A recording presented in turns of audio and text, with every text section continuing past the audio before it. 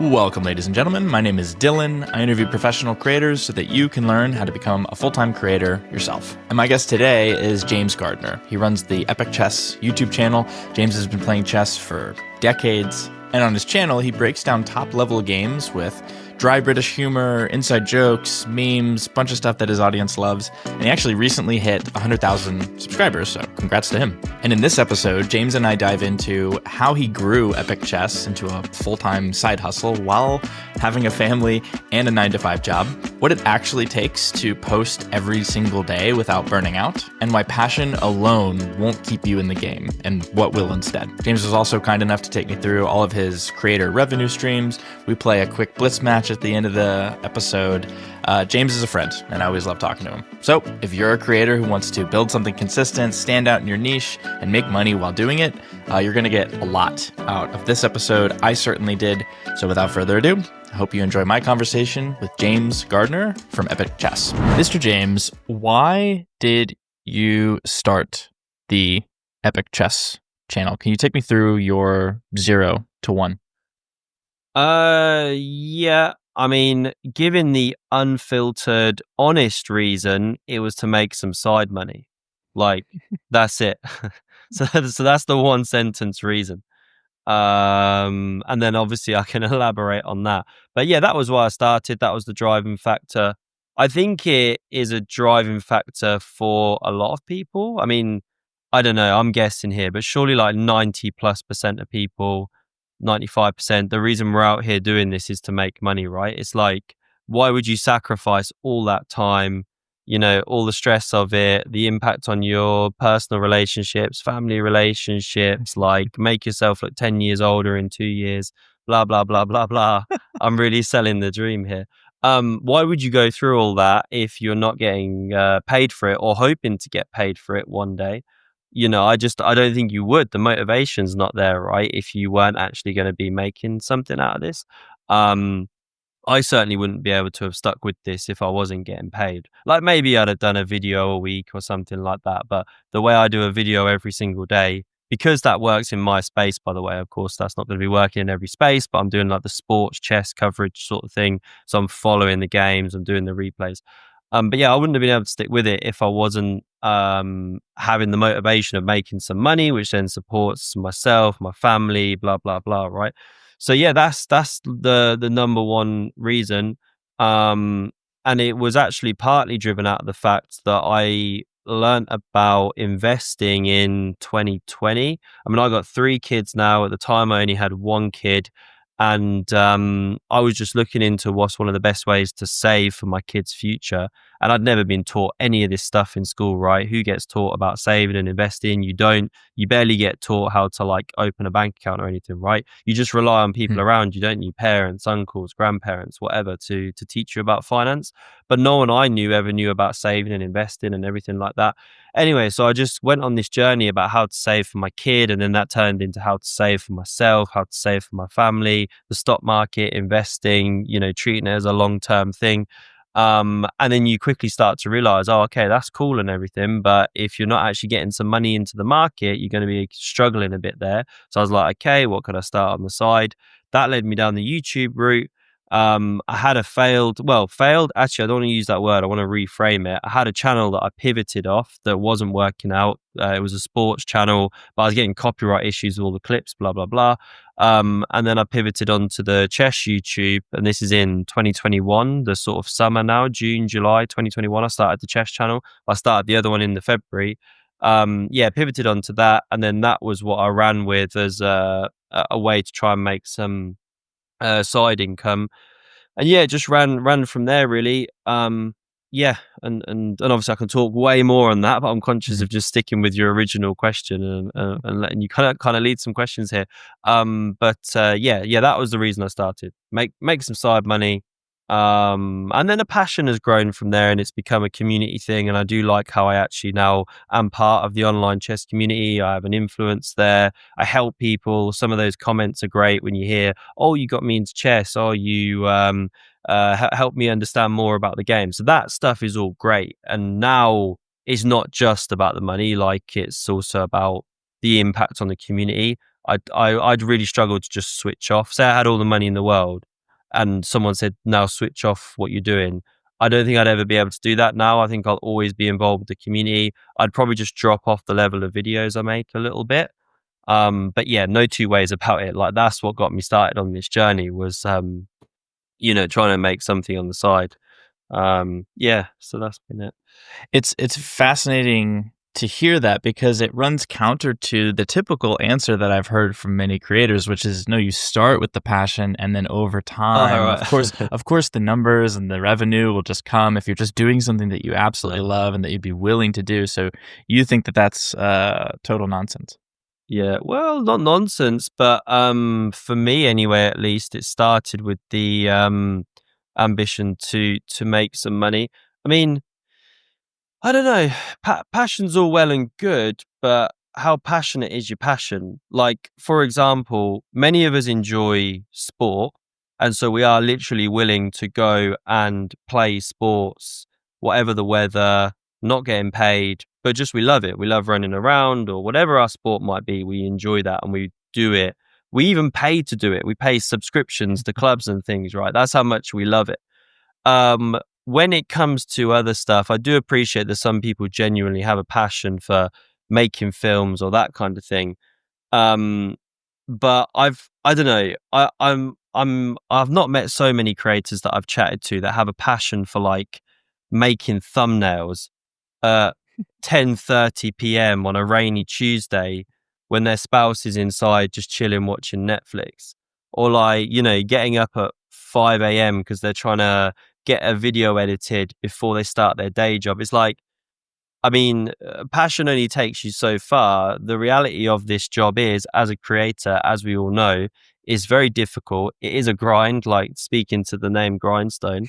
It does take a lot out of you. I mean, I got a passion for chess, but this chess channel takes me away from that passion. That's the irony here. I'd love to play more chess. I don't have time. I'd love to study more chess. I reckon I probably could have got my first master title by now because I'm not far off. But if I'd have had the time to study, to do my puzzles, to train, right? I'd love to go to more chess tournaments. I'd love to teach my kids chess more. And I'm trying to get a balance between work and my family and everything. But there's a great example of like, yeah, my passion is chess, but because I do the channel, I don't get to play a lot of chess as I'd love to do. It takes me away.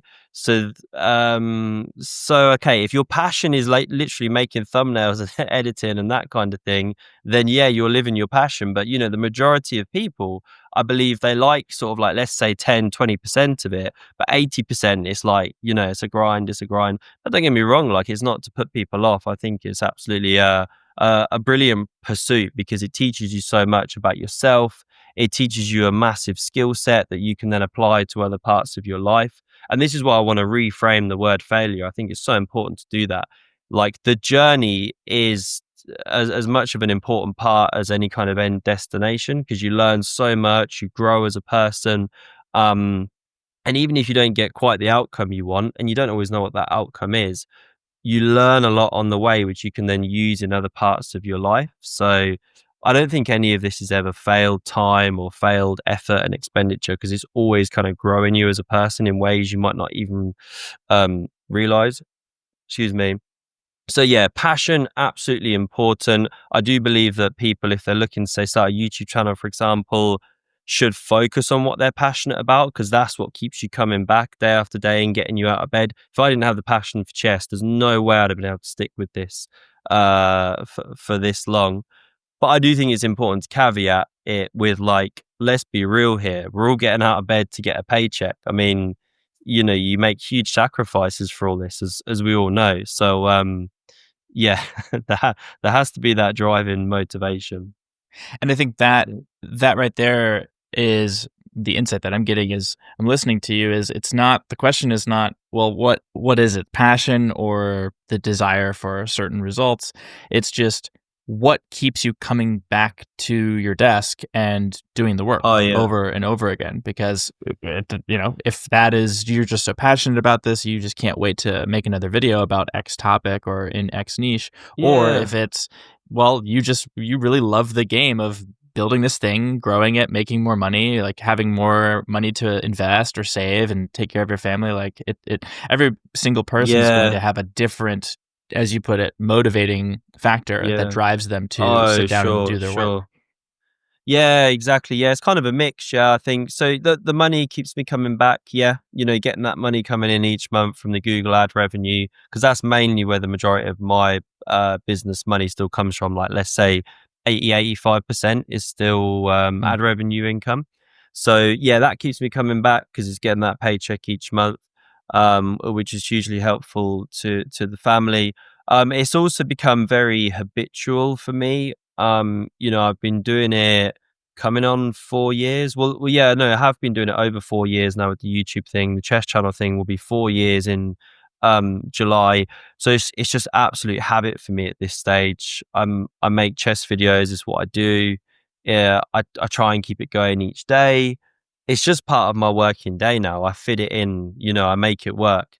It's one of those kind of non-negotiable things. And there's other things in my life that I've had to sacrifice. Like I just gave the example of my own chess study. You just don't have the time.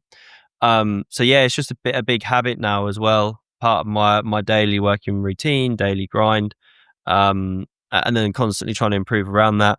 And then yeah, the third thing, obviously, as I've already mentioned, so you got the money, you got the habit factor of it, and then also yeah, I do like being part of the chess community now.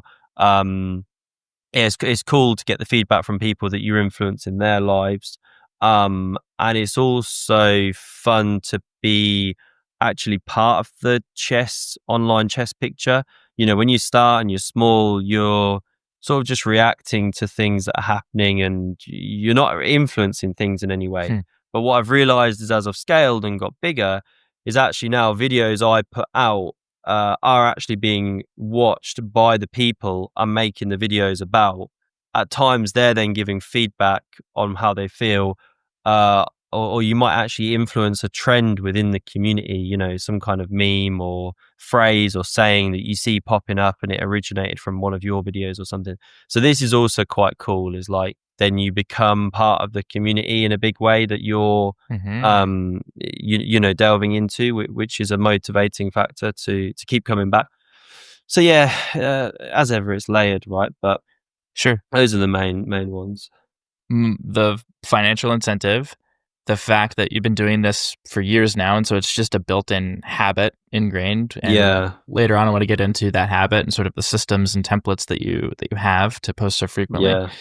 And then, I think a hidden dream here, maybe not something that a lot of creators can articulate in the beginning, is just like being respected within the niche, like being a real player within the game, one that is known by the other players that probably were your inspiration and your influence getting started. But when you have 900 subscribers on YouTube, like none of these big players even know that you exist yet. Yeah. No, that has been really cool. Really cool. So no, those are the main reasons. And I just love going through the daily grind of 4 or 5 hours of YouTube work. What can I say? It just keeps me coming back. Yeah. Well, so let's take a quick look at the channel. I'll share screen and let me know if this ruins. Yeah. Your okay. So do you see this here? Yeah. Oh yeah, those are the old ones. Yeah. So this is your channel right here. For anybody who's just listening to this, I have the Epic Chess YouTube channel up, and I went to his videos and I toggled oldest, so we can look at the very different thumbnails and video ideas that you had. So this is mostly like you're covering some games here, like you do today. But if we scroll, we see that you go pretty heavy on like chess education, like how to move the pieces. I think you get into strategy, and then we come down here and we can see that your first major, like we see you playing designs and templates and formats. And also remember that sometimes I've put a thumbnail on years later, but carry on. Oh, okay, cool. And okay, generally not, but some of them.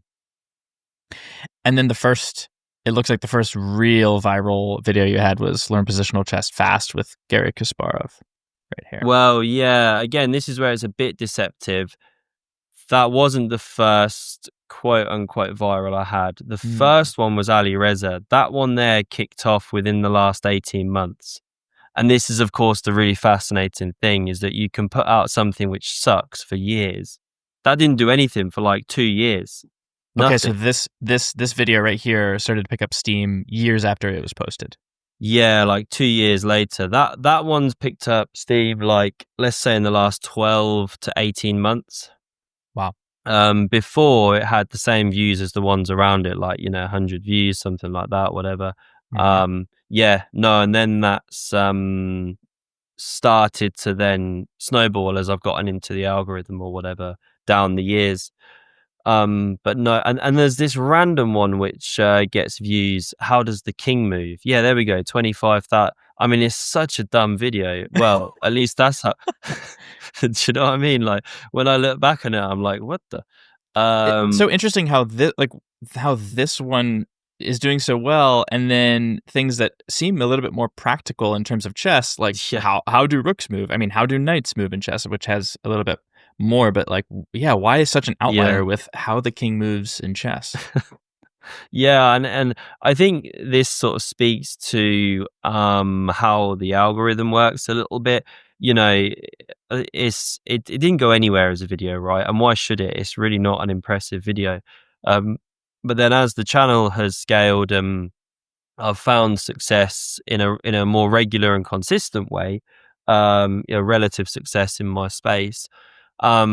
Then some of the older videos get resurfaced to people, or if someone was to then search for some kind of how do the pieces move or whatever it might be, my stuff will start trending in a search, just by virtue of the fact that the channel is now sort of seen as a thumbs up channel in the YouTube algorithm or whatever, right? And this is, of course, just the reality of the space, isn't it? That you just have to kind of grind away with it. Um, and sometimes it does just take that time. You improve your thumbnails, you improve your titles, your storytelling, everything like that. And then, yeah, you can find that older videos start resurfacing and the whole thing snowballs, right? Um, to a degree, though, of course, then you sort of hit this plateau and then you sort of drop off again. And then you're like, why am I dropping off? What did I do wrong? I haven't really changed anything, but now suddenly my views are down. I don't get it. Is it this? Is it that? And you don't always know. Um, and so you have to start experimenting again. And there's some phrases, isn't there, about it's like innovate or die. And I think there is an element of that in the in the YouTube space as well, to an extent. Like, sometimes people are coming for something, and if you pivot in one direction, you'll lose viewers. I've had that, but then I've gained viewers. But then you have to keep your own sanity right as a creator. Creators develop and grow, so you have to take things in different directions. But yeah, I do think obviously you have to keep trying to innovate to an extent and not let your channel go stale, and at least for your own sanity, like I say. In Yeah, terms of so that's been the journey innovations of it. and changes and evolutions that you've made on the channel, right? We just looked at Yeah. your channel 3 years ago. What are the biggest differences between your channel and the way you produce content today from 3 years ago, as we just looked at? Yeah, like lots of thoughts. I mean, of course, my confidence on camera has grown as it naturally does. It's very difficult to jump on and just be Mr. Confident and cracking jokes and just owning the space, owning the camera when you're talking to like three people and one's your mum and one's your dog, and it's like well, you can't really come on as if you're kind of pitching this thing to 100,000. Welcome back, guys. Yeah. Yeah, exactly. So you're quite wooden, you're quite stiff when you start, and you haven't really learned the art of storytelling. No one ever truly learns it, right, or masters it. But some of the best storytellers are very good at withholding information and then drip feeding that information. So you learn a lot about the storytelling arc. Um, and it starts right from the title and the thumbnail. Of course, you're looking to entice someone in. And one of the best tips I can give around that is, like, if you're scrolling your own feeds, whether it's on YouTube, Twitter, Facebook, whatever the hell, right? When you're scrolling, like, what makes you stop? What makes you stop and stare? And then analyze that moment. Why did you stop? What language was used?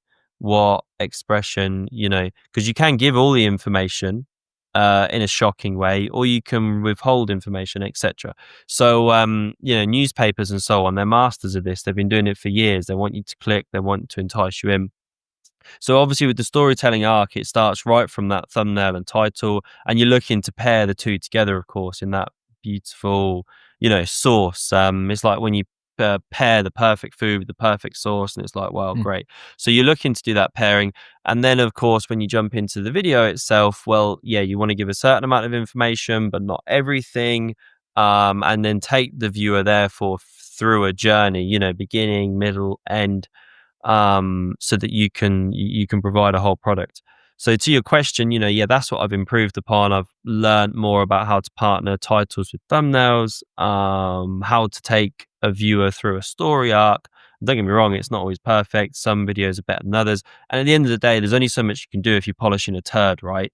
If the story you're trying to tell sucks, like it's a boring chess game. Well, it's a boring chess game. If the world number one's just done something nuts, then well, you're already polishing a nice little golden nugget. So this is the other thing as well. Of course, I know lots of more seasoned creators. The longer they do this, they're like, right, okay, well, I need to spend probably like 50% of my time just on idea generation, thinking of amazing stories to tell, and then put it into video format. Because that's all you're doing, isn't it? Through a video, through a short video, through a long video, you're telling a story. So why are they going to click? Why are they going to watch the story? But just to pivot a second, I would say something very, very important is you need to sort of think about what you're trying to achieve. Not necessarily straight away. When you start out, you just need to explore and find yourself right. But as you grow and learn as a creator, you've got to start to ask yourself is, where am I trying to go with this business? And it comes back to the money making thing. If we assume as a fundamental principle that everyone's out here to try and make money, fine. Then we've got to ask ourselves, okay, well, how are you going to generate that income?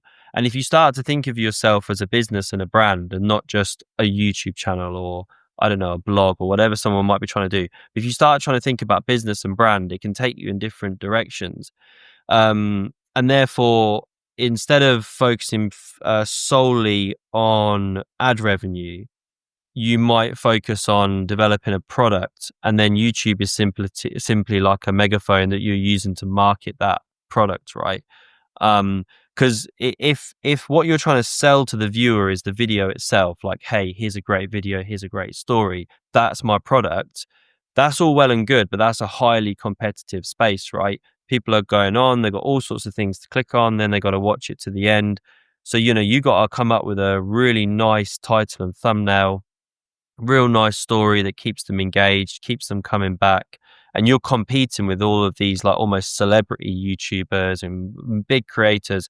So if you're just trying to say, hey, watch my video and not their video, you got to be adding a big amount of value through that product, the video itself, to generate the views, to generate the income. However, if you were like a golf coach or something, or think of anything else, but we'll just run with the golf coach analogy. If your business was coaching golf and you're looking for new students, and you simply just put up a few videos of you hitting a few shots and you say, hey, this is my location, come down if you want lessons, people are instantly building trust. And even if you only get 500 views, let's say, and then 10 of those people come for lessons, you just got 10 new students. I mean, how many students can a golfer take, right? Imagine then you're trying to get loads and you're like, oh, I better do a digital course here on how to hit the wedge shot. Like, I'll develop a digital course. So if you start to think of this in a different way with the business mindset of like, what am I actually trying to achieve here? Am I trying to explode a channel to get as many views as possible, which is really, really difficult. It's doable, but it's very, very difficult. Then that's fine. But then you have to become a master of your product, which is the video. You have to master the thumbnail, the title, the storytelling arc. Everything about it has to be polished, edited, on point. To an extent, like I say, to start with, you're just exploring, but as you grow as a creator, and then of course the biggest ones in the world are highly polished with their product, their video. However, and then they do all products around it, right? Mr. Beast is now doing Feastables, isn't he? And all sorts. And you can branch off when you get big. But if you're small, then and you're feeling daunted, well, it could be that actually there's some kind of product that you're trying to push around that. And so you've got the products there and you're using the YouTube channel as a way to actually amplify the fact that, hey, I've got a product, come and check it out. whatever that product might be. Now that's very difficult too, because you have to now think of a value add product, whether it's golf lessons or, I don't know, hey, buy my sweat top or something that I've developed. I don't know, right? So I'm not saying any of this is easy. It's all a grind, to the point, but it is worth thinking about which direction you're trying to take it in. And there's a guy called Ed Lawrence. He's on YouTube. He used to do a channel called Creator Booth. He's just renamed. I think he's got a new channel now called Ed Lawrence. But he very much talks about this. It's really interesting. He's like, are you chasing views or are you chasing product sales? Do I have a product? Well, maybe think about a product. So it's all a journey, right? But it's worth thinking about that, I think, and not getting too disheartened if the views are low, because it's not the be all and end all. Is the reality. Yeah. So this is great. The question was, how have you changed most from your early days to now? And so, as I heard it, more comfortable on camera, just as your skills and habits have solidified and improved. You have gotten better at understanding the packaging, so title and thumbnail, like how do I actually package this story, right? The story being another thing that's been improved. I'm better at telling the story, but how do I make the story enticing to get someone to not click, but also just make it through more than the intro and watch the entirety of the video? And then the last thing I heard was really understanding where you're going or where you want to take this. And what I got out of that was kind of the beauty of YouTube, right? Which is YouTube is, depending on what you're hoping to get out of it, it is the product, or it can be the marketing, and it can be like a sales mechanism. It can be utilized in so many different things. And depending on whether you just want a YouTube channel to blow up, like this is my product, this is what I'm hoping people pay their attention to, or if I, we at Grindstone, it's like, no, like I run a business, and hopefully over the years, some content I create will help provide a marketing funnel or sort of a what's the word? Like a megaphone, I think you said exactly. Yeah, megaphone also. I'm putting this. Yeah, exactly. Obviously, we're covering a lot of different themes and strands. But yeah, just the final point to round off on this stuff is, like I say, I think this is some of the stuff that happens maybe as you develop and grow and you start thinking more deeply about these things. But to start with, I think just getting started is great. Everyone says it, right? Hey, just get started, just press record. And I think that is really important, because you just start learning loads because you haven't got a clue about anything to start with. And who's there to teach you, right? Well, if you work with like yourselves at Grindstone, fantastic, then you can get the help. But if not, you're out there on your own, you're trying to figure things out. Where do I focus my attention first? What's the most important thing? But yeah, ultimately just getting started, I think is really important. And then just reframing what success looks like, because it doesn't matter if something doesn't work out the way you wanted to, and it's 6 months on, 12 months, 18 months, and it's like, oh, I didn't blow up a YouTube channel or whatever. And it's like, yeah, but you learn about video editing, you learn about thumbnail editing, you met a load of like-minded people, you wrote a load of stuff, some scripts maybe, you maybe filmed a load of stuff, all these various skills. And then, like, I don't know, 2 years down the line, or not even that long, 2 months, someone within your local community might be like, hey, does anyone know how to make this poster? We need it for the, I don't know, Girl Guides cookie bake thing. We need a poster. Oh yeah, I know how to do that. I've got that skill. Or you might have a day job and it's like, hey, does anyone know how to do this? And you've got this skill set that you can apply to your day job that you picked up elsewhere. Da, da, da, da, da. So I do think it's important to just get started as well. And yeah, reframe success and failure, because this is all growth, it's all learning.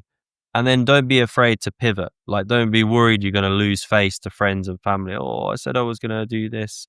That's another top tip, is keep your cards close to your chest. Just do it. Don't say too much to people. Just get on with it, right? Because then you don't put all that pressure on yourself. If you're shouting to everyone, oh, I'm going to start this big channel, I'm going to go to the moon, and you put all this pressure on yourself without realizing, and it's like, just do it, work hard in silence, grind away, and then So British of you. Yeah, if it works, great. But if you need to pivot, pivot. Don't be afraid to pivot. I had tons of failed stuff, like big failures of things, or as you would call them, failures. But then it led to other stuff I never would have thought. I connected with someone and it made another opportunity. Did it? So yeah. I think you just got to get started. Yeah. So those are some thoughts. On that topic, just a little side quest here. You pivoted from a sports channel before doing chess. Why did you pivot, and how can a creator know? Just context for this question, a lot of creators that I meet, they are either unsure about their niche or they're certainly doubting whether the thing that they've been creating videos about is the thing that they want to get on a rocket ship and take them to the Yeah. moon with. And so how Yeah. do you know it's time to pivot, and how do you know, oh, actually if I just push through this is going to be the thing that I really want to end up doing? Yeah, it's difficult, of course, isn't it? I think it's a very personal thing. You're going to have to make that judgment call as yourself, of course, which isn't the ideal answer.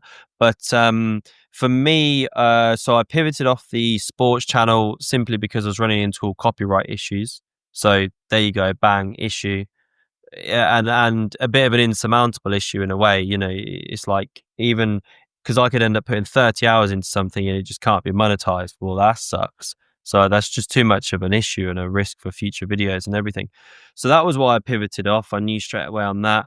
I started an online community in the chess space as well.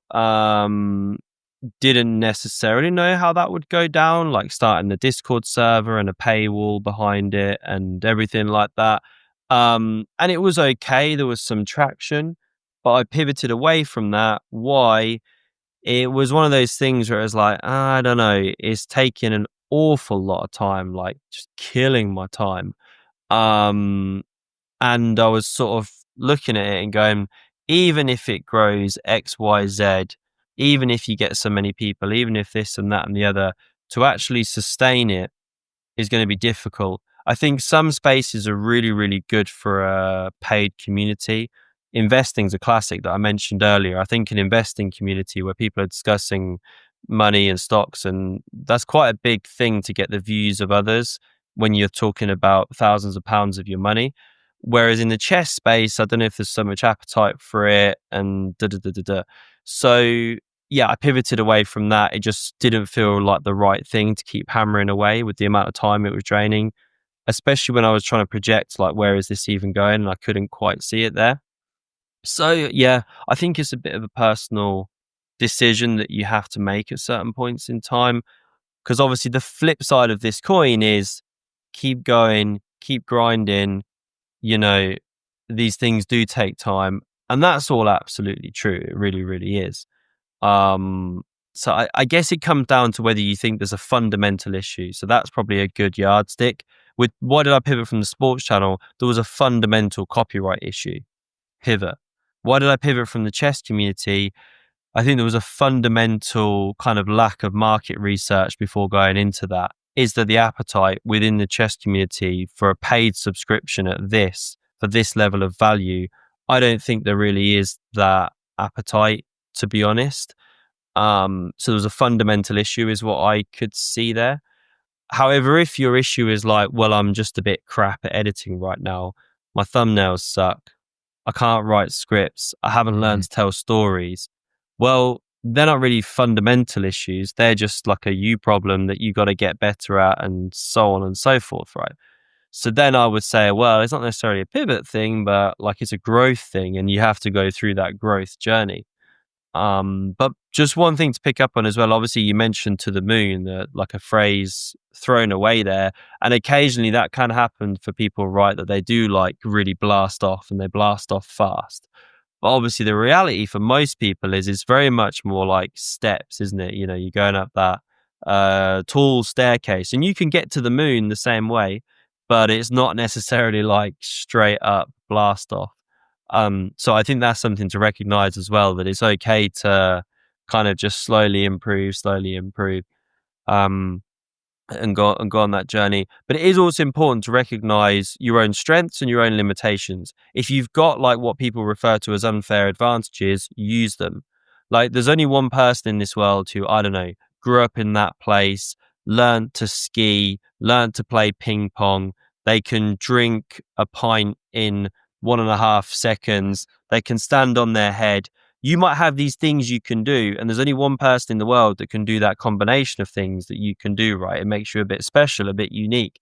So it's like, tap into what your unfair advantages are. You know, I'm British. There aren't that many British chess content creators that have gotten a bit bigger, right? I do a bit of comedy stuff. I've known about the chess space for 20 years. So there were various reasons that helped me then find a bit of success. I've also got limitations. So it's like trying to figure out what you can use to your unfair advantage in your space so that you can create value to the audience. Because at the end of the day, why are they going to click you and not click someone else in your space? What are you bringing to the table? What's interesting about your content? What's different about your content? What's different about you? What's special about you? So you got to lean into that sort of thing and go, hey, like, here's why you should watch my content and not their content, because this is what I'm offering over here, sort of thing. So you really have to think about that value add for the end user. I think it is very important. And again, you sort of learn that as you go along, right? Yeah. Yeah. I'll pause there. Pause for laughter and applause. Yeah. You post frequently. You post a lot. And so I'm curious as to what systems you've built or what templates you have built that have made it less arduous for you to post so frequently. Yeah. Well, yeah, it takes me about 3 hours start to finish. So the idea generation is actually the most painful bit. And I've heard a lot of content creators talk about this. You know, it comes back to what I mentioned about polishing a turd or polishing a golden nugget. It's not easy to just keep coming up with new, fresh ideas and, you know, bringing stuff of interest to the audience. So that's actually one of the most difficult parts, is just trying to think of, okay, what's that next video? What's that next video? And have that conveyor belt of videos and that sort of thing. This is where I've been able to keep going, I think, is because I'm in that kind of sports space. There's constantly new games being played, new stories breaking, new kid being grandmaster at 10 years old, you know, whatever, right? So that's helped me a lot to keep it going, is that the content just kind of delivers itself week after week after week after week. Sometimes I am scratching around a bit, don't get me wrong. So I'll go back to some old games. And this is where then I've developed, not developed, but in terms of developing systems, but where I've got just a notepad, right? Like with some video ideas. And again, it will be stuff, if I'm scrolling YouTube watching chess, because obviously I love chess as a fan first and foremost, you know, you got to go with your passion, really, is my thought, if you want to keep going in this thing. Where I love chess anyway is then if I see a video which gets me to click, I'll screenshot it. So why have I clicked that video? Oh, well, most of the time it's Magnus Carlsen, right? But it might be some other great player smashing some other player. So if I've clicked, I know as a fan, oh, okay, that's very clickable and watchable. So then, but it could be an actual clip of the game being played. So I'll then create that into a longer form where I'll analyze the moves. So yeah, that's one system, is just having ideas for videos sort of on tap where possible, and making notes of that as I go along through my day. So that it's not one big arduous thing as a big sit down. It's like your garden, isn't it? If you stay on top of your garden regularly, it's okay. You leave it, it's a mess, takes ages. Anyway, so that's one thing. But yeah, then in terms of the actual creation of the game and everything, yeah, I mean, I'll pull up the game I'm going to analyze. I'll do a rehearsal. I'll go through the game. I'll think of the moves. I'll do a rehearsal of what I'm going to say, because I don't write scripts. I just sort of script it all in my head, go through it a couple of times. And then obviously I throw in jokes these days. So trying to keep the jokes fresh, that can be a challenge, right? Like, so that's another thing I do. I'll be on Twitter, going through my feed, like looking at chess news, seeing if there's any little jokes that I can capture. So there's bits I do around the actual where I press record for 10 minutes that then make the process of pulling stuff together easier. And I do my rehearsal of the game. Then I'll do the thumbnail, of course, as well. Like once I've looked at the game and everything. Do you make it before or after you record? Oh yeah, before. You have to, because again, it's the whole story, isn't it? It's like because it all dictates how you open the video, the first 15 seconds. Yeah, I mean, say I revealed the result of the game, Magnus Carlsen crushes Hikaru. So if my title is Magnus Carlsen crushes Hikaru, I'm telling the viewer that Magnus won. So why are they going to click? Well, they might be clicking because they want to see the crush. How did he crush it? So then I might open the video like, I mean, he crushed him, but the manner of the crush is unreal. You've never seen anything like it. And there you go, you got a 10-second hook. But equally, if I title it Magnus and Hikaru have the most unbelievable battle, but I don't reveal the result, well, then obviously I've got to open the video in a different way. So, you have to do the title and the thumbnail beforehand. It's just, completely logical, of course. And then, then I move into the video, I hit record. I tend to do in a single take these days. Like maybe I'll do 2 or 3 if I make a major mistake. But generally speaking, people like authenticity on YouTube. Like I've noticed that a lot, especially in the last, let's say 12 to 18 months. I feel like there's almost been a slight move away from the super polished Mr. Beast stuff, which is obviously still amazing and huge and all that. But I think people are really connecting because there's so much clickbait and hype and all that. If you get someone who's just very, very authentic, but not in a boring way, if you're just going to be boring, you're boring. People are going to click off. But, if you're being your authentic self, people really connect with that. I think as well, and it can help you do really well. So generally, I'm trying to do it in one take, be authentic. If a moth starts flying up in my face like happened yesterday, I'll like batting it away, and I'm making jokes about being a serial killer. The moth on me right now, but you sort of keep it rolling and just keep it funny. But again, that comes with confidence, right? That you're just talking to people and you learn to relax and everything. And you can still maintain your charisma while maybe stuttering or making a mistake. And yeah. Like as someone who watches your channel, I think maybe an example for anyone who hasn't seen you before is like you will kind of have a break. You're going through the moves, and then sometimes you can see you have to like figure out. You're like, and whoa, and why is that move not working? Well, what if you go here? And so we see a few seconds of you figuring out like the position. It's not just this perfectly, I know every single second of this before I'm even gonna say it. Yeah, exactly. And I've been a little bit closed off about ever revealing too much about personal life or just chatting or that kind of thing. But I feel like actually I should let more of my personality show through the camera. As the years have gone by, anyway, that's how I've felt as the direction I should take it in. Levi Rosman, Gotham Chess, he's the biggest creator in the whole YouTube chess space, and very authentic. Jumps on if he's feeling sick, he says I'm feeling sick. If he's this, if he's that, whatever. So he's just very much like talking at the camera, has a sip of his juice, cricks his neck, whatever. Like he's not afraid to just be there talking to someone as if you were having a chat and a coffee. His wife comes on to stream, his dog. Yeah. Oh yeah, exactly. Yeah. So everyone's got to find their own thing. At the same time, there's very much a space for polished, well edited, well scripted content that jumps to jump. All depends on your channel and your niche and everything.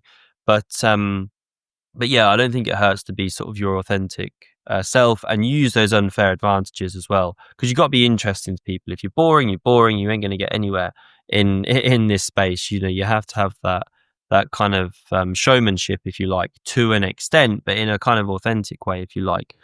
So that's kind of the processes I go through these days, and then I'll do an edit in my video editor. I use Wondershare Filmora. I record it in OBS Streamlabs, then I'll pull the recording into the video editor, do some editing there. It's usually like light touch-ish, but I'll pull in a few pictures, a few jokes.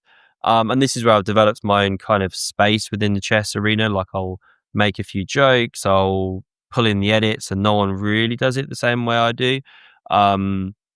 So that's what I do. And you didn't used to do the jokes. Sorry to cut you off, but no, it's developed. It's very much developed.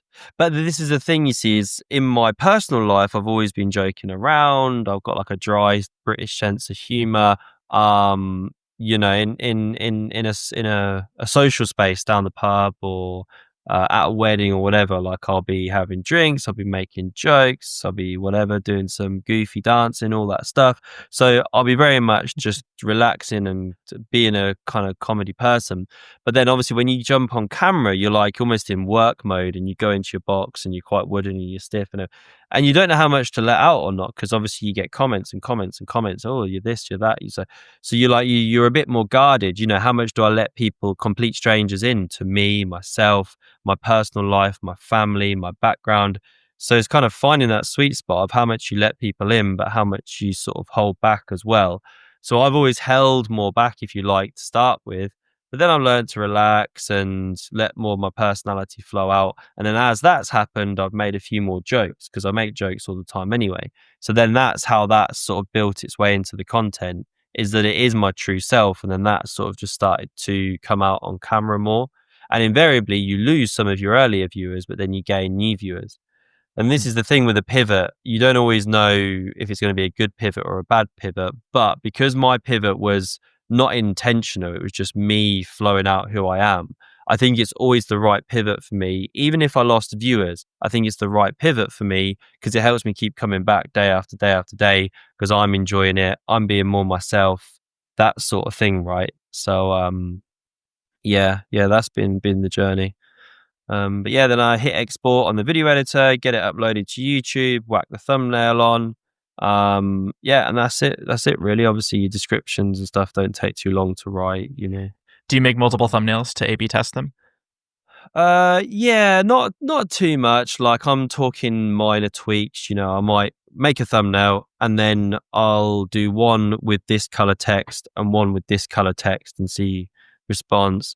I mean, it's another good example of like just tiny little details that you start getting into the longer you do stuff. So there's a color wheel, and it shows which colors contrast each other. This color contrasts this, and so I like to work with a rule of 3 in my thumbnails, generally speaking, as well. Like no more than 3 individual parts of a thumbnail. So you might have a person's face, a board, and a piece of text, and that's it. And pick a niche, whatever, right? But just try and not have more than 3 elements on the thumbnail. Blow that face up nice and big.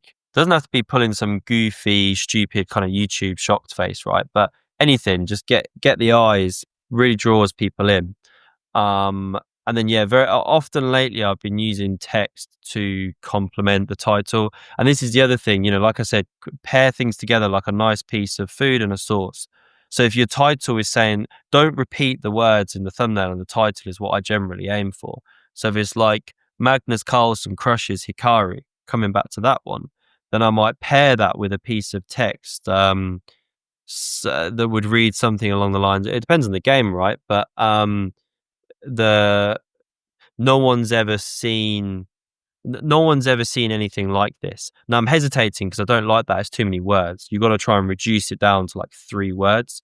In quotes, Okay. That was unbelievable, or yeah, or even the commentators couldn't believe it, or I mean any kind of like mystery or hidden information, people just love it. The words like random, weird, strange, unusual, shocking, bizarre, destroy. If you can like evoke these images of mystery or unknown or scandal from people, they absolutely love it. They'll be clicking. The difficult thing is following up with the video, because you can get the click, but then if it's boring as sin, well, they're going to be gone anyway, right? Comes back to that piece about polish a turd or polish a nugget. So you don't want to clickbait too hard, because then they clicked, but you didn't deliver, you pissed them off. And then not only do they click off the video, they don't come back. We've all had that experience on a personal level where someone really pisses you off. So it's finding that balance between getting the click but delivering. So that's been the journey of the process I go through, by and large. Yeah, it's great.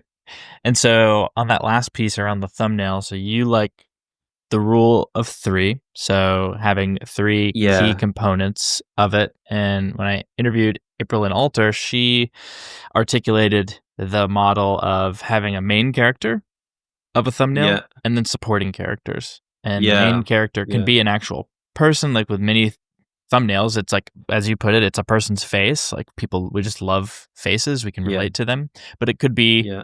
a burger is the main Yeah. character. Like I made the best burger in the world. And it's just like a spotlight on this burger. And so like the burger is the main character. Yeah. And even if Yeah. there are people around it, those are supporting characters. And as I just heard Yeah. it, you like to have typically a face or like maybe a chess player's face as the main character, and then some supporting Yeah. text and a board as supporting characters around it.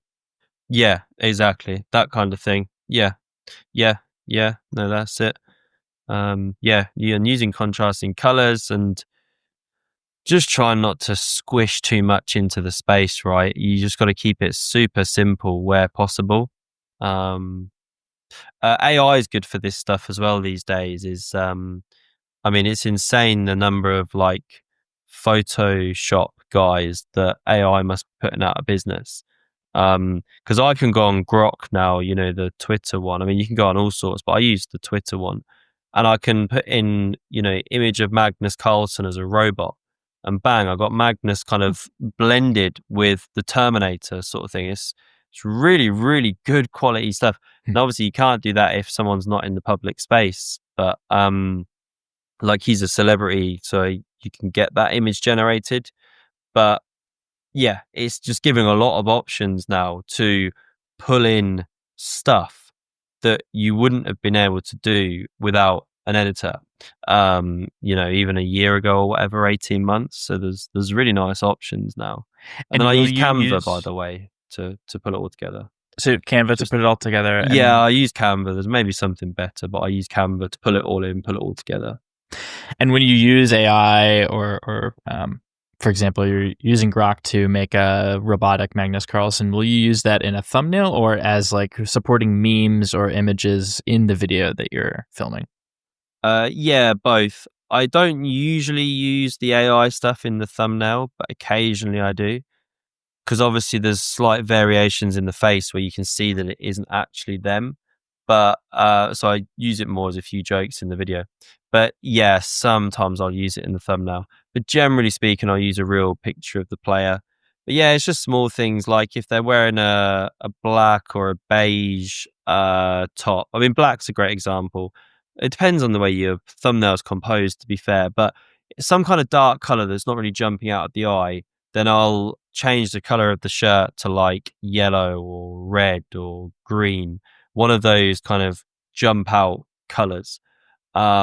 But then this is where, of course, it comes back to that color wheel thing. You want to be a bit careful. You know, if you're sticking them in a bright red shirt, you don't have a bright red background, right? So you try and get that contrast in the image, and then yeah, have your supporting characters, like you say, but so that they aren't overshadowing the main focus of where you want the eye to be drawn. But yeah, Canva I use to do that as well, where you can just sort of color in the shirt, type in that you want to change the color, bang, it does it for you. There's some nice little features like that.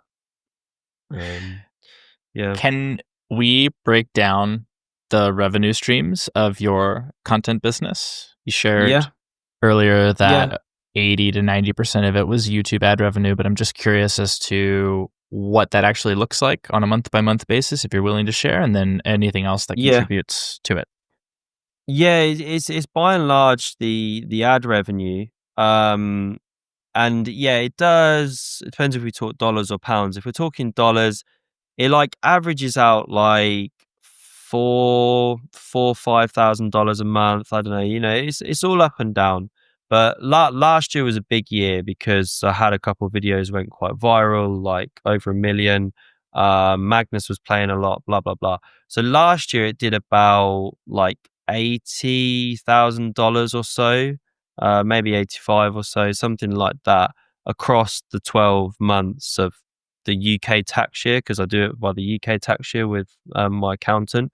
Um, so yeah, that was last year. This year's it's not going to be as much. I think this year's going to be like about $50,000 would be my guess. Hmm. I've seen a general drop off in chess views across YouTube on all the major channels. Um, and yeah, it's just down this year basically. So yeah, I'd estimate about $50,000 this year. So it very much fluctuates, and obviously if I make less videos, I'll make less revenue. I can't really make more because I only do one a day anyway. So, well, I say only, that's a lot, I know, but um, anyway, so yeah, I do that bit. If I were to dive into shorts, I don't do shorts. I've never really found the time to get into it. It's a whole space, right? But it's just, as ever, the time and everything. I've tried outsourcing, but it's difficult. You can't always outsource everything. Um, anyway, so yeah, that's this year. And then around that, there isn't loads. Like I did about, I think it was about $15,000 last year in the sponsorship deals. But this year again is a lot slower. This year I reckon it'll be half that, like maybe $7,000-8,000 in the sponsorship deals. And who do you Um, typically work with when it comes to sponsors? What are your boundaries and what do you look for in a sponsorship deal? yeah, I don't, it's the usual stuff I would say no to, like any kind of crazy company. I don't like the crypto companies personally, so I haven't worked with them. Yeah, so there's stuff I've said no to. Um, but then, yeah, I've done quite a few sponsored deals with chess businesses, as you can imagine, promoting their products. But yeah, all sorts of other stuff. I don't know, Warhammer, NordVPN and Surfshark, that kind of thing. My Heritage, Brilliant.org. So all sorts of little companies doing different things. But yeah, generally speaking, like um, if I see the company looks reputable and I can see myself using that product, then I'm happy to promote their product. Um, yeah. If I don't like the brand for some reason, or I don't like the product, then I won't promote it. But I don't personally have a rule of thumb like, oh, I have to use the product myself to promote it. Hmm. Because yeah, just because I'm not using something doesn't mean that someone else won't find some value in that. And it's good income at the end of the day. You know, you can easily be making sort of like $500, $1,000. Some have done like sort of up to $1,500 just for one video, you know, promoting their product. Or it can be on a view by view basis. It depends where my channel's at as well. If I'm bringing in the bigger views, I'll get more brand deals and they'll be paying more. If I'm less views at that time, I'll get less, and so on. So it all kind of like spins off each other. And um do you so typically yeah. on that, sorry to just No, that's break fine. your, Yeah. so you're just talking about the difference between CPM, like cost per mil, so cost per thousand views, or a flat rate, like you just put this in your video, we'll give you this, and which do you prefer of Yeah. those two? More often than not, they pay in flat rate. That's the most common. I'd say 80% of brands I've worked with have wanted to do a flat rate, Hmm. and then they've got kind of a clear amount of how much it will be. Sometimes I'll just run another integration for the brand as well, to be honest, to keep them happy. So if they pay me a flat rate, but I don't think they've got good value for money based on how the video did, because then it puts pressure on you to make the video deliver, but you don't always know how the video is going to do. So if it really tanks, then I'll often do a second video and run the integration again. I'll say to them, "Are you happy for me to do so?" And if they are, then I'll do it to try and get them that value for money. And then, of course, they're more likely to repeat the business with you. So that's something I do. But yeah, then others pay per thousand views, a CPM basis, like you say. But they'll usually cap it out. Like they'll say, "Oh, cap of 100,000 views or cap of 50,000 views, whatever." And then, you take it from there. That one's slightly more annoying because then you got to wait 30 days for the view count to come in and blah blah blah. But fine, it is what it is. Um, so yeah, that's the second biggest income is the sponsorship revenue, but it's quite a bit behind the ad revenue, as you can hear.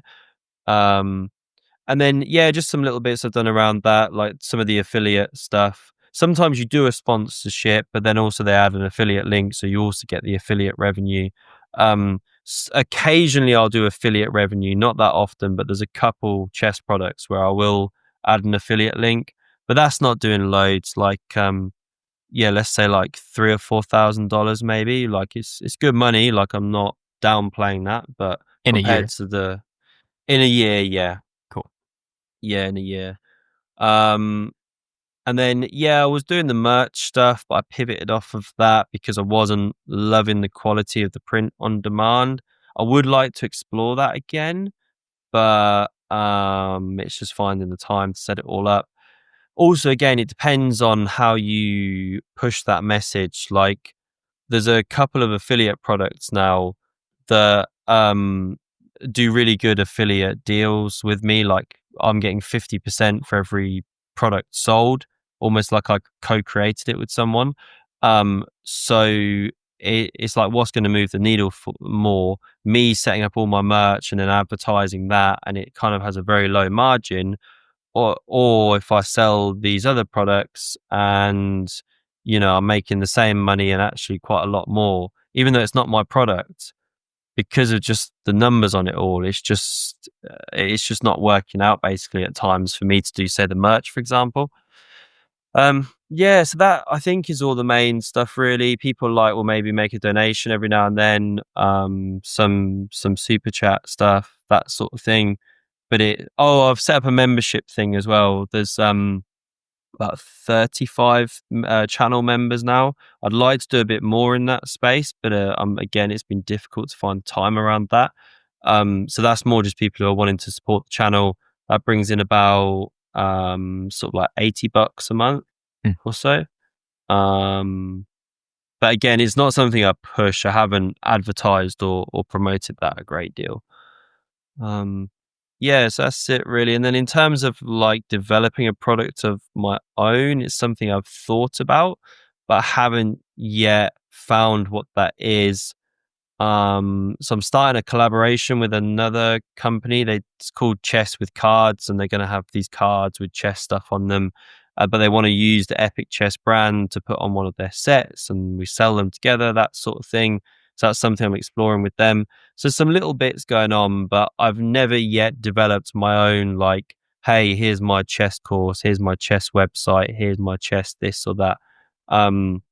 It's just that the timing hasn't felt right for me with all of this stuff yet. And I don't know, it's difficult, right? It takes a lot of time. It's a new skill set. And obviously every time you put into your business is great, but it takes you away from other places, doesn't it? Your health, your personal life, your family. So it's kind of just finding that balance. And, I'm trying to take a long-term view on this. It's like, yeah, I've made a great start. And then you can look into these things in future, I guess. So yeah, that's all the revenue streams, I think. Um, Yeah. yeah, YouTube ad revenue, yeah, sponsorships, affiliates, and a small amount of YouTube members. yes, yeah, exactly. Cool. So yeah, last year total, I think was maybe, well, what did all that add up to? Maybe $90K or so, maybe coming on 100K. Mhm. This year I think would be less. Yeah, maybe 60K or something. So yeah, I don't know, it bounces around. Yeah. But I personally keep up my day job as well. There just isn't the security of the income on the YouTube side for me, based on all the bills I got going out. Yeah, I got 3 kids, house, blah blah blah, the usual stuff. So for me, there isn't. Yeah, it's great. It's really really amazing income, but it's not enough for me to quit my day job at this stage. So I do keep my day job up, although I am dropping to 4 days a week soon to try and get a bit more of a work-life balance, because I've been, really hammering it for 4.5 years. Yeah. But you like your Yeah. job.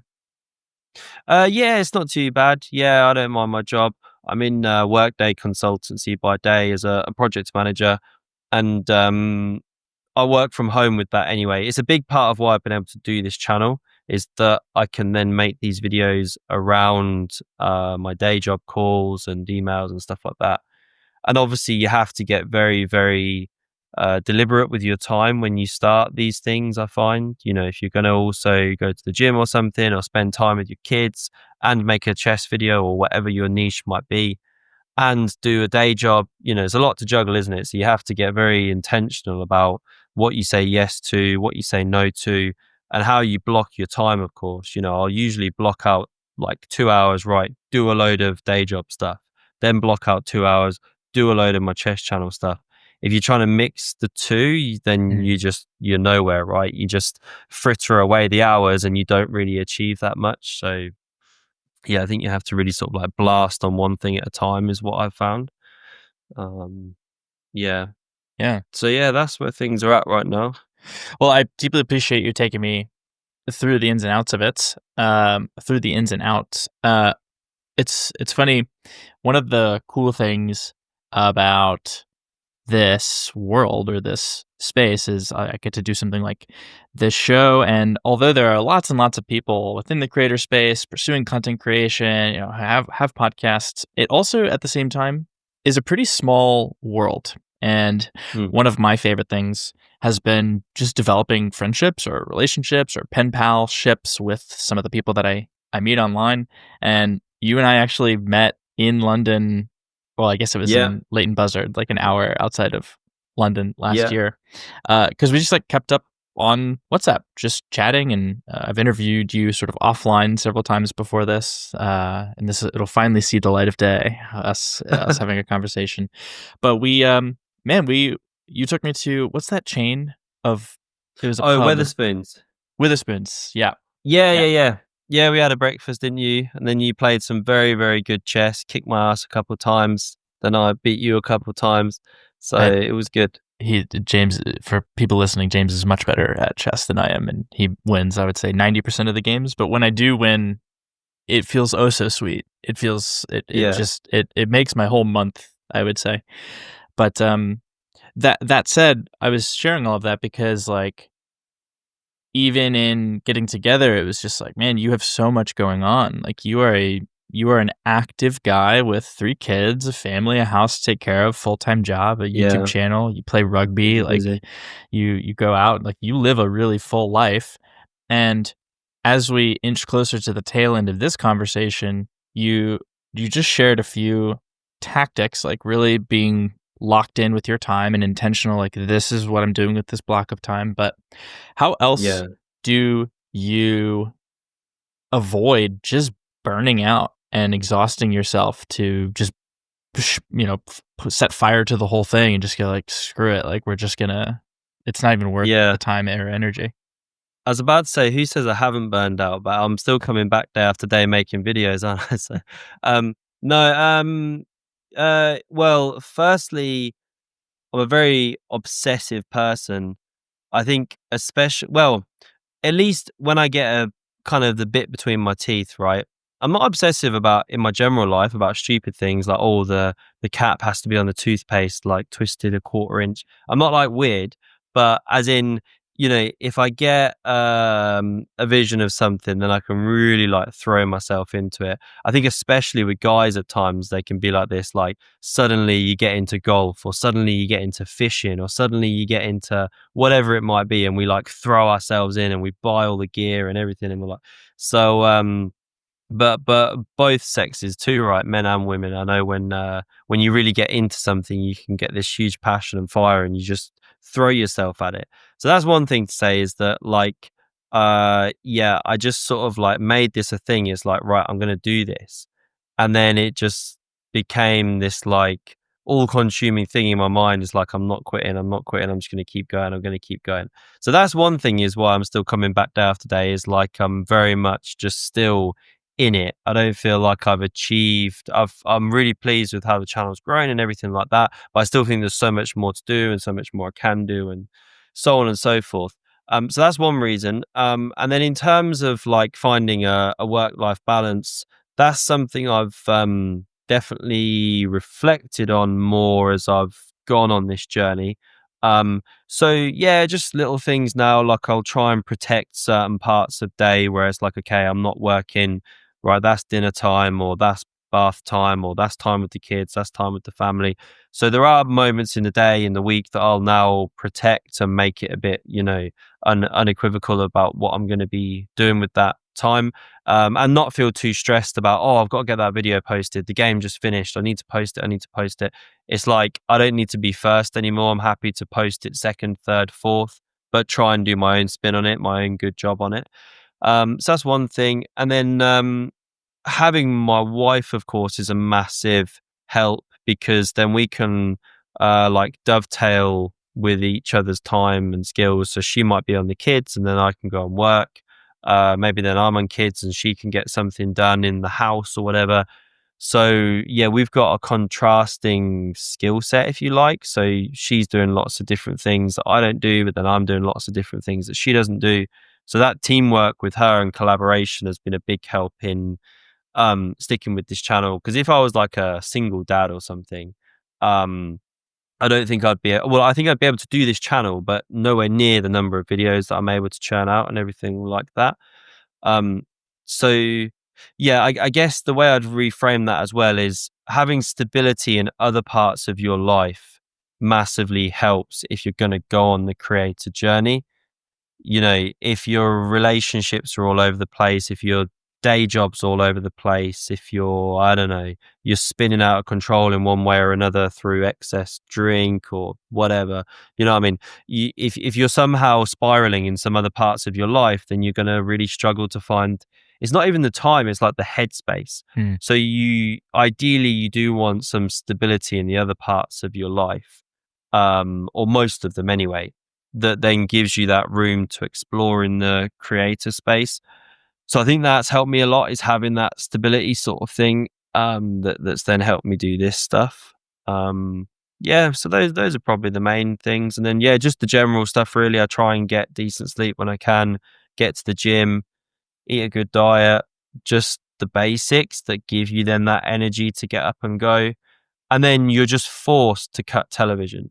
You just don't watch television. You just don't have you don't have time. Like, well, you have to cut something. So if you still want to kind of exercise, and if you still want to spend time with your family, and if you're still doing a job because you have to sustain your income alongside the creation stuff, like where's the time in the day? You run out of hours pretty quickly. Yeah. So if you're going to then spend 2-3 hours on your side passion that you're trying to build, well, again, I say that word passion, like whether it's a passion when you're grinding out there and it's 9 p.m. and you just want to chill, it's like, but anyway, so if you're still going to spend that 2-3 hours, it's like, where are you finding that time? You're either getting up early or you're working late, or a mix of the two. Da, da, da, da, da.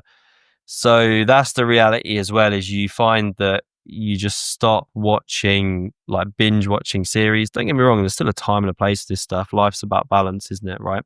But you do have to basically like just cut some of the like time wasting crap, like watching some average show, scrolling your social feed, da da da da da. But final caveat on that is, again, it's this like hare and the tortoise thing. It's like if you just keep plodding along, doesn't matter if you have a bad day, a bad week, even a bad month, or again, to reframe the word bad, you just take some time off for a month. But if you keep that plodding away, steadily improving, you know, surprising the results that can start to come. So there's no point beating yourself up either, is there? You know, it's all a journey. But yeah, so those are the main things I think that keep me coming back day after day. Yeah, I love it, man. I love it. And seeing you grow to now recently just hitting 100,000 subscribers on YouTube, I think it's well deserved. I'm obviously a chess fan myself. People who listen to this will know. But yeah, seeing you not just grow in terms of numbers and results, but just like, I love the way that you talk about the pursuit of content creation. Like you really come with a wholesome and sustainable approach to all of this, and I think you're a great example of you can really carve out not just success, but like you can carve out a name for yourself in the space that you wish, and live a life with a family and a house. You have kids. Like I have no wife, no kids, no full-time job, and I'm like, how does James do this? Yeah. But no doubt you'll have a ton of other stuff that keeps you busy as well. And so it's all trade-offs in life. I'll give you a great example. You traveled the world this year, right? Last year. So I couldn't travel the world because I got a wife and kids. So it's all trade-offs in life, isn't it? Like I got some friends, they like absolutely lived their 20s and early 30s to the fullest. Like they saw everything, they partied and they loved it and it was awesome. but they don't yet have that stability of like, I don't know, their own house, or maybe they haven't settled down with a life partner or whatever it might be.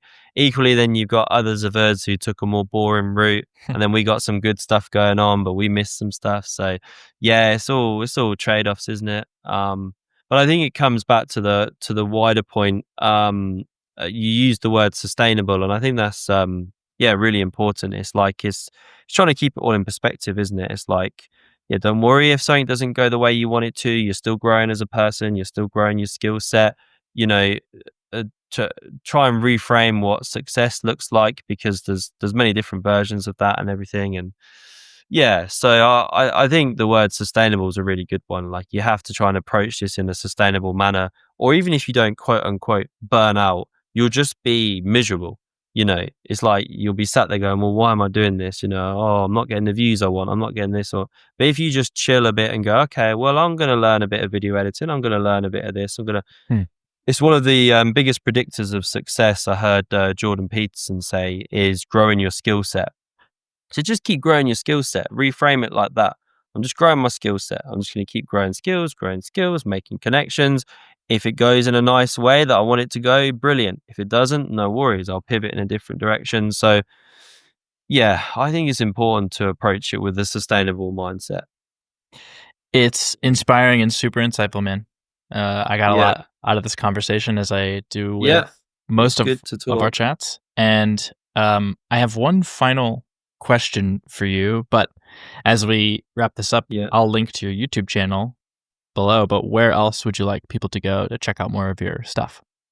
Oh, it's just the YouTube channel, really. Like, I'm pretty terrible on doing some of the stuff around it, like Instagram, Twitter, that sort of thing. So yeah, the YouTube channel would be great. If you want to like find something to fall asleep to at night, a nice boring chess video to send you off, then that's an option. Great. But yeah, no, that's it. But I got a question for you before you go. Okay. Where did you get the turtle tattoo? Is that on recent travels or? No way. No, I got this when I was 18 years old. So 13 years ago. Yeah. The boring real answer is I was 18 and had long hair and played guitar and smoked a lot of weed. And I just like, dude, sea turtles are like cool, man. And got one. Yeah. But I think cooler, more in-depth answer I have developed, because I do love sea turtles. I find they're like one of, if not my favorite animal. And if you see an adult sea turtle, all the way from an egg that is laid. So for every 1,000 sea turtle eggs that are laid, they have to go on shore into the sand. The mom bears a little hole, and then everything like tries and kills them when they walk to the beach. Everything to the tries. Sea. Yeah, snakes will try to get the eggs once they hatch. Snakes, birds, like all these obstacles keeping them from even getting to the ocean, where they have to start the beginning of their life. And there's no parent. They're not, their mom doesn't come back. They're just on their own immediately, and then they go out into the shallow water, and then they're so small, like fish will try to get them, and then they have to find food. And basically, it's a death sentence to try to become an adult sea turtle. But once an adult sea turtle makes it, fully matures, it's like then they've made it. Like they live so long because then they have really no predators, and they've found their way. And so I'm not a religious person. I don't really believe in miracles or anything, but basically when you see an adult sea turtle, it's like a miracle. And that sea turtle has a crazy story to tell and has been through an insane journey. Oh, and the stat is, for every, I don't know if this is different now, but fact check me on this if you're listening.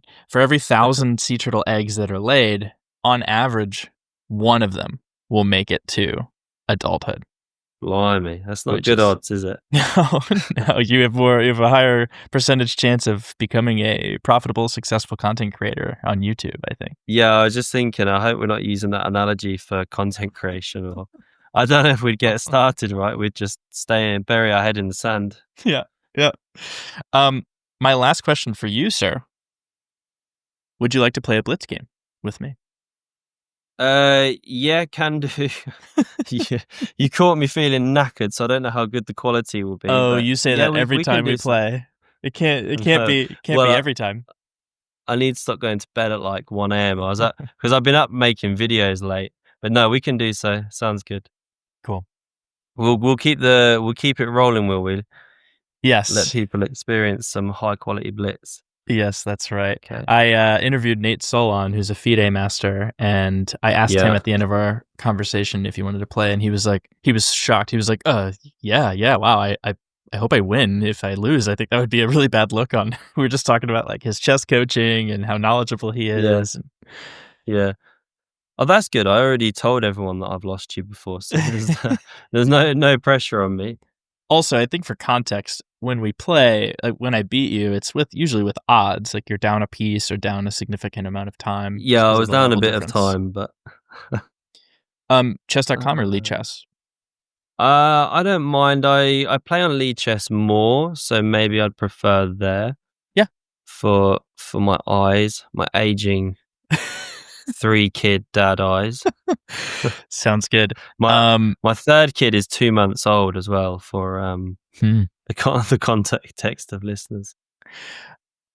Should we do an odds game, like time or otherwise? I don't know if I can face it. I think I just gotta face you real equal time. Fair. I don't know if I got it in me, sorry. No, oh Can't good. remember how to If say I that. if I share my screen, Yeah. will it get in the way of your screen? Because I wanna record the video of our game. Yeah, sure. No, I don't know. No, I'll just minimize you. And Okay. yeah, I've opened a new tab here. I forgot your username. It's just Mine's my it's just my name, Dillan Taylor. No space. DILLANTAYLOR. AIMK.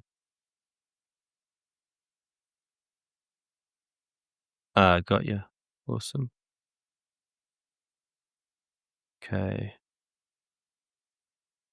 Challenge to a game.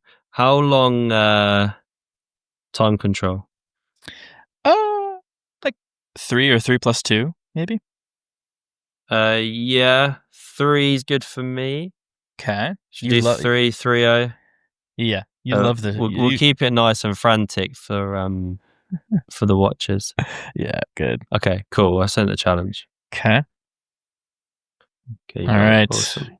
Good luck. Oh, that's loud in my ear. Let me just turn that down.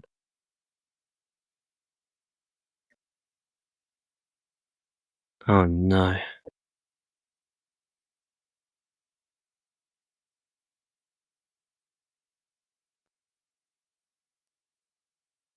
I think you hit me with this before. Yeah, now you know the best move. Could because you told me bishop b5.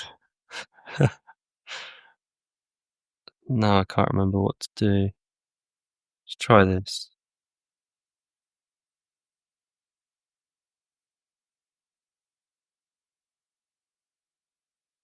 I feel really sorry for your listening audience. Yeah. I did the game with They've Nate tuned and out at this point. uh-huh.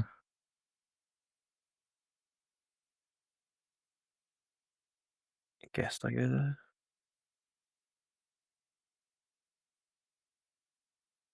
Starting to look like Petrov. Hmm.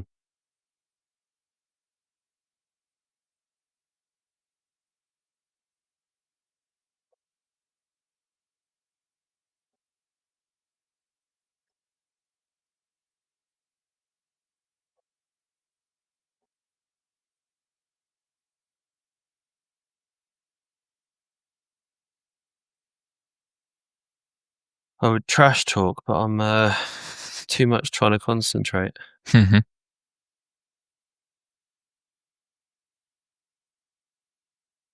Hmm. I'm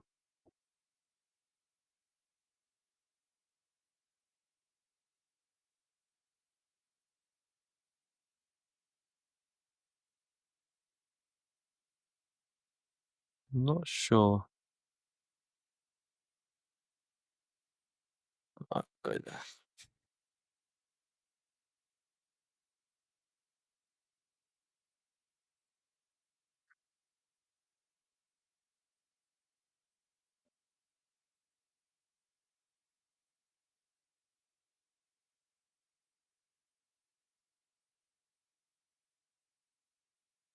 Somehow I feel like my pieces are on the wrong squares.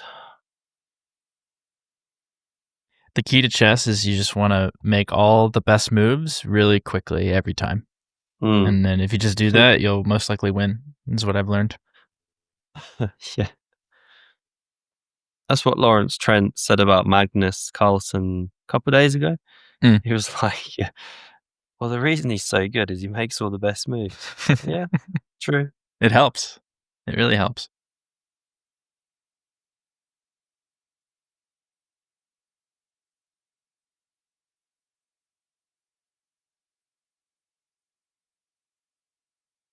It's a little bit of a risky move. Pushing me back. Yeah, but in a good way or not, I don't know. Because I've got a weak pawn now on c6 that needs defending.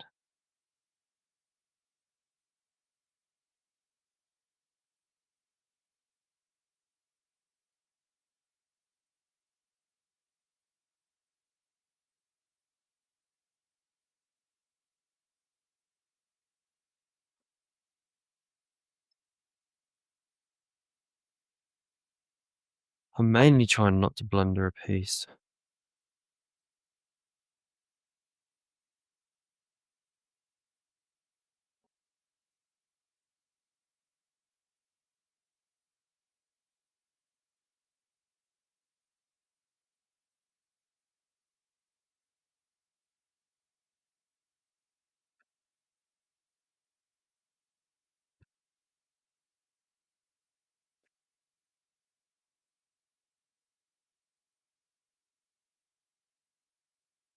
Well,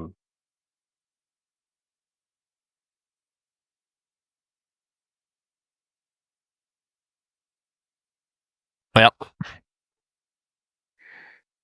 think it wins an exchange, but maybe you get a big attack. I'm not sure.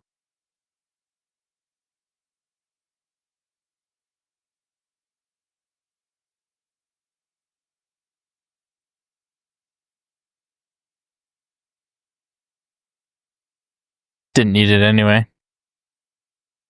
Yeah.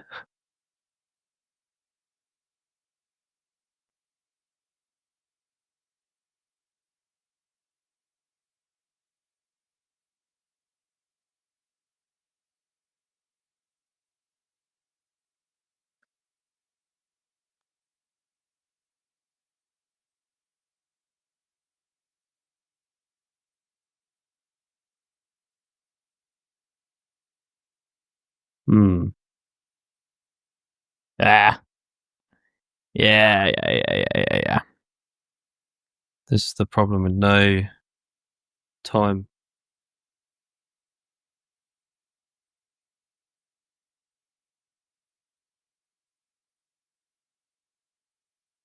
Yeah. Bummer. Sorry, I should have Well given done. time odds, but No. All good, sir. You were good at the opening though. That was I forgot you knew the best move in that position. Well, we played once, and then I didn't play the best move, and you said, well, you know what the best move is? Bishop e5. And I was like, okay, I'll just do that next time. And then I do that, and then that's pretty much the end of it. I don't know what the engine says about where it went wrong, but I wasn't sure. I mean, once you took my center pawn, I wasn't sure. There's so many options. Just have a quick look now.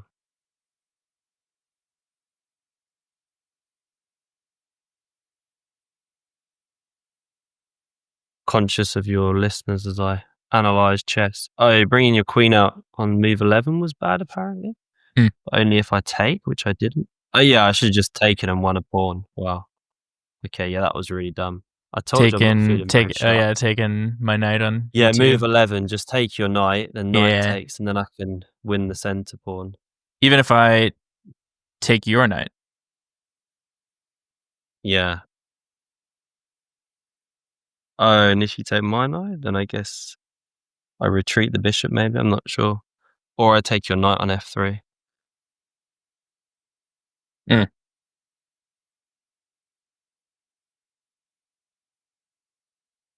Yeah, and it all gets a bit Oh, tactical. jeez. Yeah. Yeesh. All right.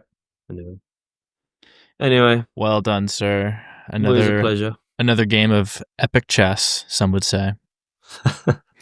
Yeah. No, this is great. Man, thanks for the game. Thanks for a great conversation. And like I said earlier, man, just keep doing what you're doing. It's awesome to see. Yeah, thank you. Good to catch up, and I'm sure we'll speak soon.